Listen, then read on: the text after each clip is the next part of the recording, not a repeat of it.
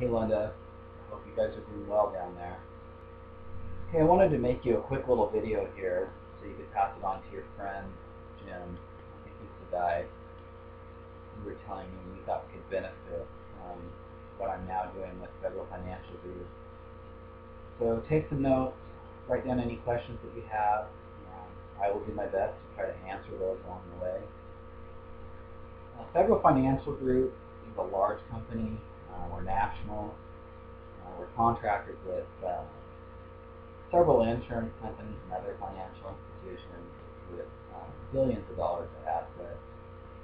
Most of these companies have been in business well over 100 years, so they're solid. What we do is we teach people about money, how it works, and how to make it work better for you. Specifically, our goal is one thing, and that is to help people become totally financially independent the quickest.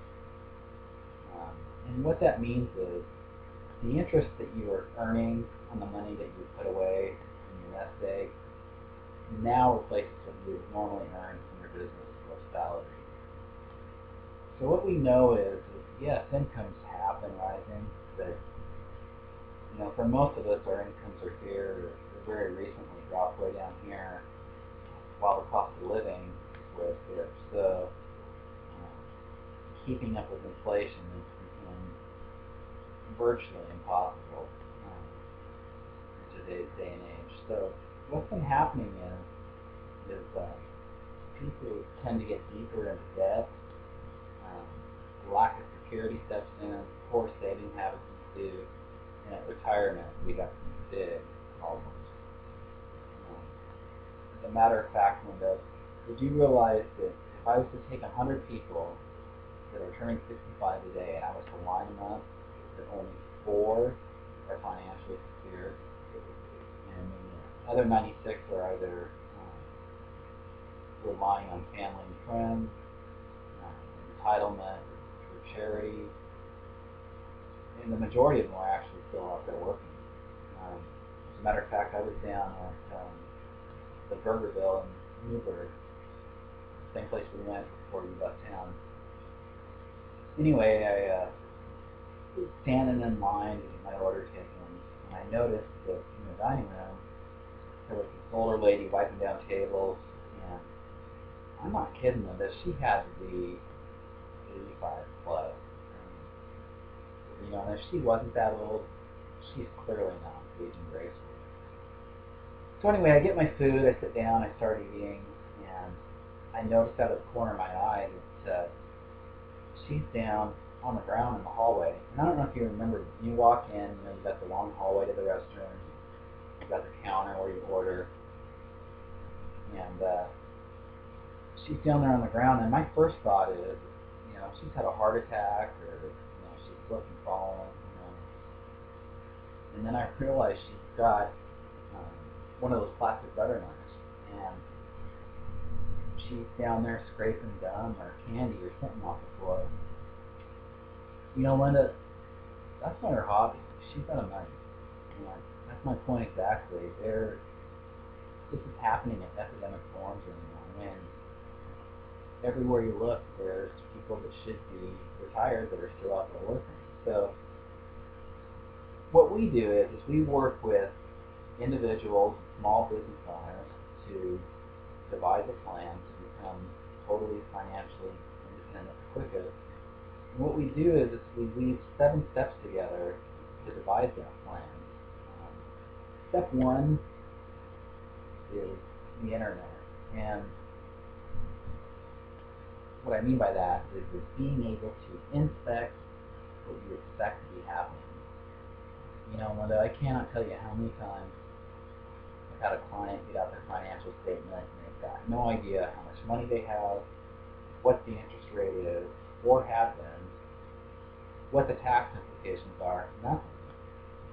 And the key here is part of any good financial plan is you must know where your money is and how it's earned. So step 1 is the foundation building. Step 2 is increasing cash flow. Linda, how would you define cash flow? Well, let's say monthly cash flow is what is left over at the end of the month after all money comes in and all bills and expenses go out.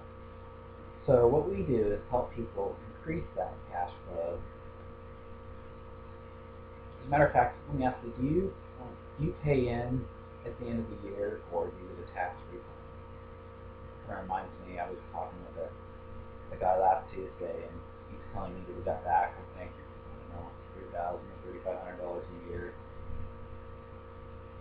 So anyway, what I asked, I said, so what you're telling me is that you're allowing the government to keep your money for upwards of a year or more, and then you're allowing them to give you your money back while they keep all the interest. And he just looked at me like, that doesn't seem right, does it?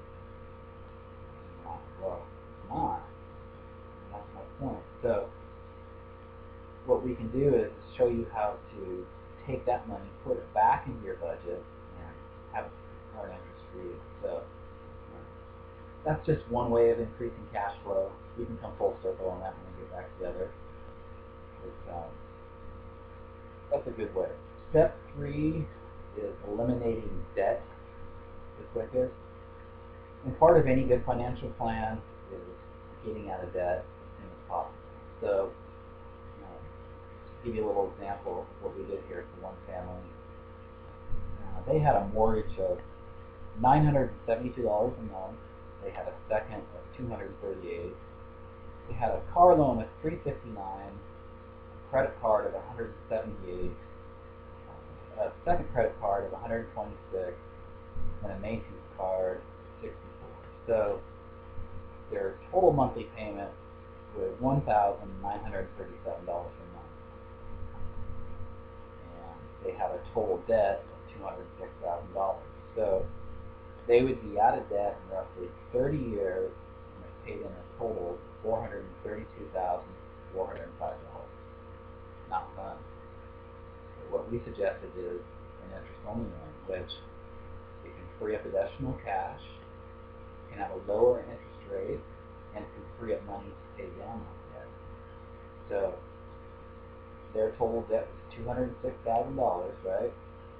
And the refinance cost on that debt was an additional $4,100, which brought the total debt to $210,000. Doesn't sound fun, does it? Look at what happened.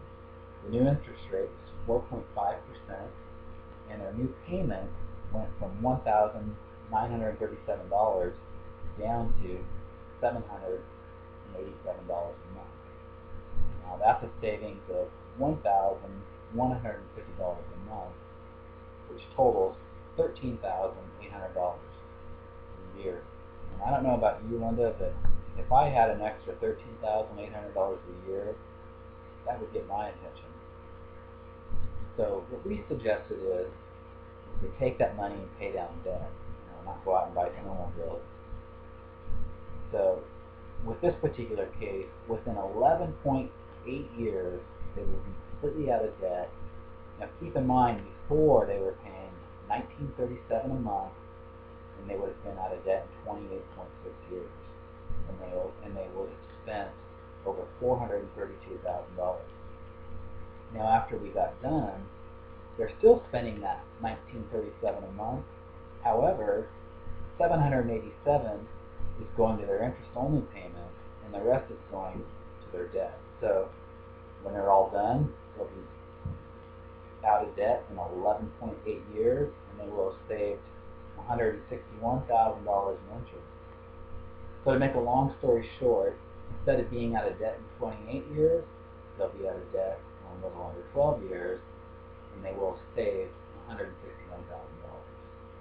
So Linda, if we're truly going to help you become totally financially independent, getting you out of debt sooner than later is a key element. So that's just one way, and we can come full circle on that when we get back together. Now step 4 is developing an emergency fund. Interesting enough, most people don't have one, and having an emergency fund is very critical in any financial plan. Sooner or later, there's always some sort of emergency. So the key here is it's got to be safe, it's got to be liquid, it's got to be in a place that gives you a better interest rate than a checking account. But here's the real key: it's got to be separate and it's got to be systematic. Case in point: have you ever tried to create an emergency fund on a checking account? It just doesn't happen. If the money's there, you're going to spend it. We all do. So, step 5 is protecting what you have. And that's utilizing life insurance to provide proper protection against loss of life, which leads to loss of income. Linda, we've all seen this in our communities. We've got, mom and dad and 2 or 3 kids, and something happens to dad, and he dies, and that's devastating. But what is equally as devastating, now that dad is gone, who's going to pay the mortgage? Who's going to put food on the table? Who's going to pay the utilities? Now that's what's devastating. So, part of a good financial plan is having the proper insurance in place to replace income, and it can also be used to set up a new real estate. So, what we do things a little bit different. We look at a family's financial needs, and we bring back options that will save them money while increasing their cash flow. So, we can touch on that a little bit deeper when we get back together. So that's step 5. Step 6 is building a long-term financial independence. And this is the biggie. This is the one everybody loves. I'm telling you, Linda, if you do not, can I be strong with you? If you do not learn to incorporate these and put them to use, the chances of you becoming totally financially independent is slim to none. So the key here is there's 2 battles that you have to win in order to win one game. The first is the inflation battle. You must get a better rate of return on your money for the rising cost of living. And number 2 is the tax battle, because it's not what you earn, it's what you get to keep and spend. So I'm going to share something with you that's pretty interesting. Have you ever heard of the Rule of 72? It works like this. If you take the interest rate that you're saving at and you divide that number into 72, it will tell you how many years it takes your money to double. So let's say that you're saving 4%, right? So 4% into 72, 18. So what we know is if you're saving money 4% in 18 years, your money will double. So let's just say that you had $100 and you were saving at 4%. Well, you know that in 18 years that it would be $200. So what would happen in another 18 years? Yeah, it would double again. So you would have $400. So here's the problem. 36 years from now, will $400 you can buy with $100 we buy today? Probably not. Now that's inflation. So here's the solution. We must get a better interest rate.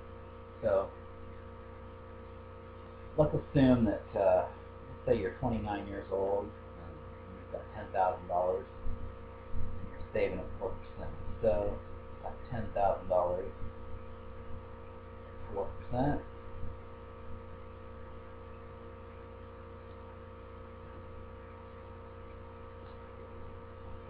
$10,000. 36 years now becomes $40,000, right? So let's say that you're 65 years old, the kids are out of the house is paid for, and you want to retire. You only got 40 grand in your name.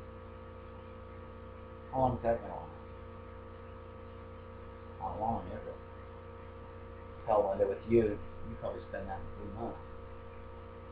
kidding. But let's face it, it's going to last you maybe a year, maybe a little bit longer. So here's the million-dollar question. If you could have earned, let's say, anywhere from 6 to 12% instead of about 4%, now would you have greater financial independence? And the answer is yes. Look at this. At 6%, your money doubles every 12 years. At 8%, it doubles every 9 years. And at 12%, every 6 years. So that $10,000 at 12% for 36 years is now $640,000. $640,000. Isn't that amazing? So it cost that guy $600,000. See, here's the thing, Linda. It's not about having a big sum of money to start out with, but it's about saving what you can on a monthly basis with decent interest rates. Can I be strong with you? Linda, if you save for you, there may be a time that you will not be out earning your money, but your money will now be out earning your money. So the real question is, where can we actually get a decent rate of return on our money and still have protection of principal and be guaranteed not to lose any money? So there's basically three different strategies. There's the fixed rate approach, maybe like a savings account, which is a low rate. Right now, I think maybe at best to maybe 3%. That actually may be the biggest risk of all. And then you've got on the whole other end of the spectrum, you've got the stock market, like mutual funds, where you have the potential for high returns, but you also have a very high risk of losing money. So that may not be good as well. So then you've got the index strategy, and that's where the entire principal you save is protected, and all that interest earned is also protected so that you do not lose money on that. So all that interest earned is basically linked to the S&P 500 stock index. So what we know is for the last 25 years, that's averaged between 10 and 11% a year. So let's say that you had contributed $10,000 into the index strategy. And let's say the S&P did, maybe 10% that first year. Now, that would have grown to $11,000, right? And then let's say the second year, it grew another $10,000. So now you have $12,100. But let's say in the third year, it loses 20%. So now, instead of your account dropping down to $9,600, would remain the same at $12,100. So, the key though is you cannot just win the rate of return battle without forgetting about taxes. Kind of interesting. I want to tell you a story. Did you realize that 30 years ago there was a guy that was 30 years of age, and he wanted to have $1 million by the time he was 60. So, he goes to Mr. Banker, and I think back then the CD rates were like 5%. Now I think they're, I don't know, maybe 2, maybe 3%. But anyway, back then the rates were 5%. And Mr. Banker says, in order to have your $1 million when you're 60, you must save exactly $1,639.29 a month for the next 30 days. So he gets all discouraged and just stomps out the bank, never saves a dime. But here's the thing. What if we could have taught him the two battles? The rate of return battle and the tax battle. Well, let's say that he could have averaged maybe, 10% instead of that 5%. That drops it down to $900, which is $700 less than that guy. That's significant, right? But let's say that we helped him put his money away where it could not be taxed by the growth. So with that tax deferral, now it would drop to $438 a month. Do you know anybody that can save $438 a month? Yeah, a lot of people can do that. Hell, Linda, you're probably wasting that daily. Just kidding. But you know, there's the thing, a lot of people can save $438 a month. So the thing is, it's not about saving a ton, it's about saving what you can at a decent interest rate and avoiding taxes. So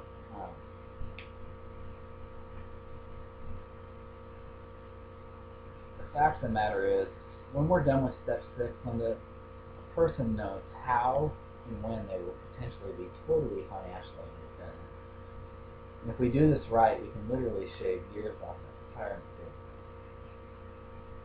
So I kind of want to ask you, if you were totally financially independent,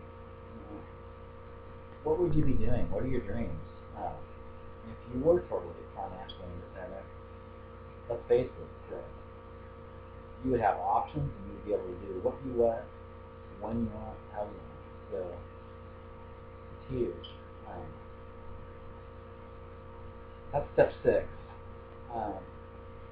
Step 7 is estate planning.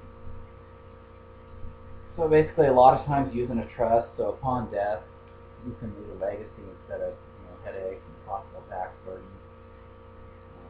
It can help you avoid probate, protect against liability.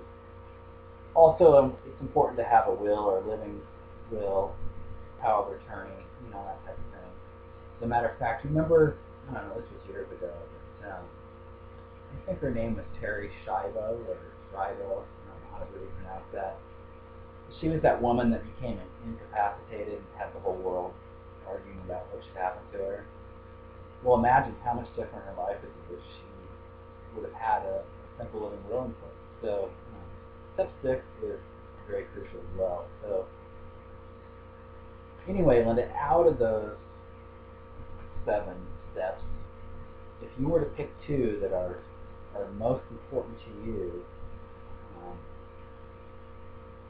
out of increasing cash flow, eliminating debt, developing an emergency fund, protecting what you have, building long-term financial independence, or estate planning, which of those 2 are most important to you? So anyway, what we do is we do what's called a financial needs analysis, and how we get paid is, the next time we get together, what I'm going to expect is, I don't know, maybe like a homemade fried chicken dinner, some hot chocolate chip cookies, and a tall glass of milk. Just kidding. But how we get paid is any companies that we hook you up with actually pay us a finder's fee. So there's no charges to you. So anyway, it's pretty cut and dried. So what I'm going to do, Linda, I'm going to go ahead and, instead of going through and asking you all these questions, I'm going to actually forward you the questionnaire along with this video, and